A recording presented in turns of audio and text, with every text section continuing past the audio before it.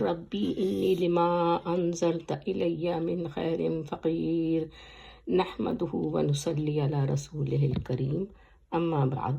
السلام علیکم ورحمۃ اللہ وبرکاتہ۔ آج میں آپ کو نیت سے متعلق ایک حدیث بتانے جا رہی ہوں۔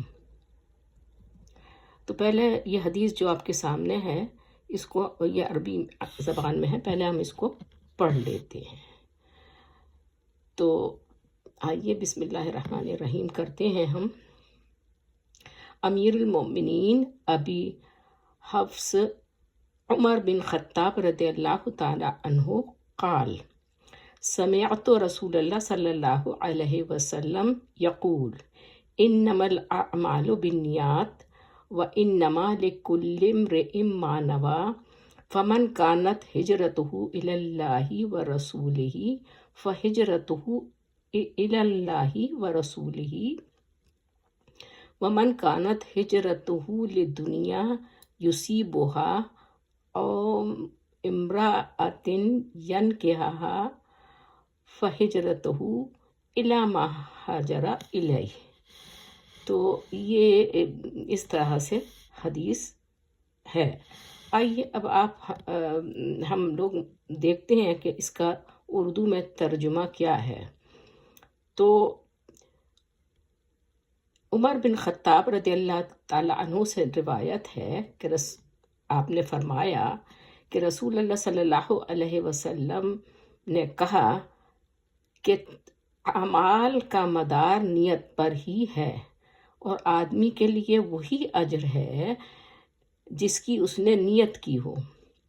جس شخص کی نیت ہے ہجرت اللہ ہے، یعنی اللہ کے لیے ہجرت ہے اور اس کے رسول کی طرف اس کی ہجرت ہے، تو اس کی ہجرت اللہ اور اس کے رسول کی طرف ہی ہوگی، ہے وہی مانی جائے گی۔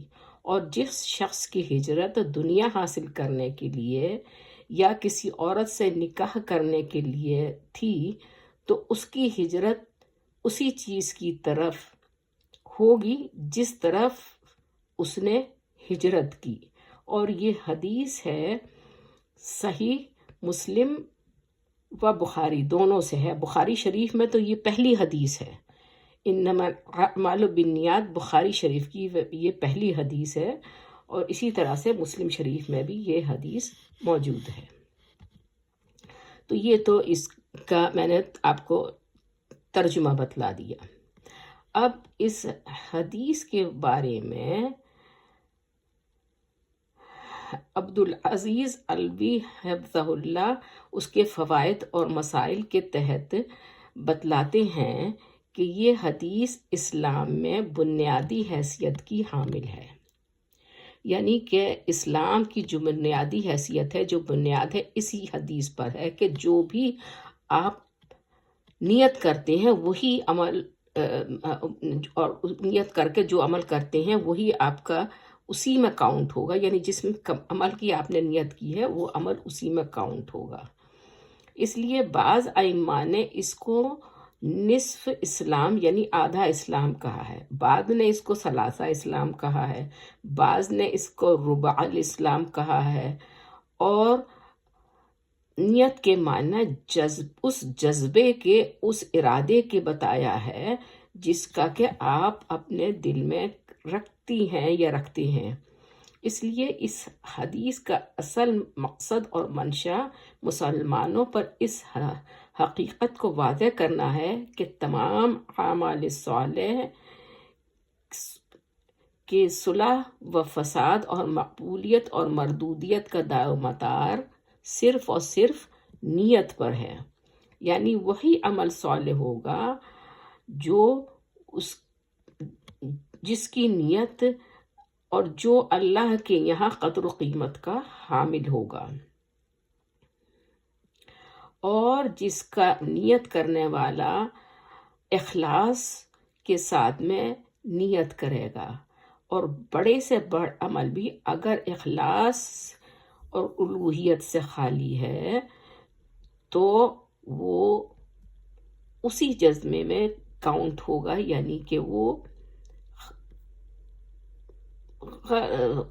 दलालत यानी गुमराही की तरफ जाएगा या दुनिया की तरफ जाएगा या दुनिया की तरफ का होगा, यानी कि वो किसी फासिद होगा, और फिर ये फिसाद जो है वो जहन्नम की तरफ ले जाने वाला होता है।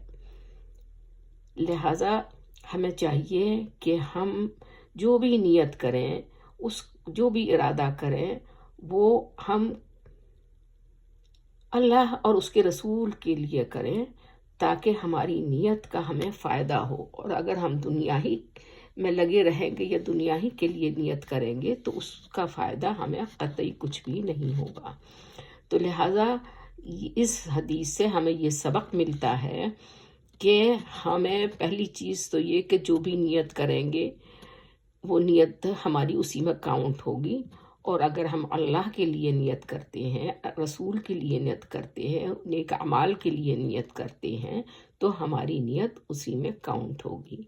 तो लिहाजा मेरी इस वीडियो को आप लोग शेयर भी करें, फॉरवर्ड भी आगे ग्रुप्स में करें, और सब्सक्राइब भी करें, और अपने कमेंट से मुझको आगाह भी करते रहा करें आप लोग, ठीक है ना, ताकि मुझे इल्म हो कि आप लोगों को किस हद तक इससे फ़ायदा हासिल हो रहा है। अक़ूलु क़ौली हाज़ा, अस्सलामु अलैकुम व रहमतुल्लाहि व बरकातुहू।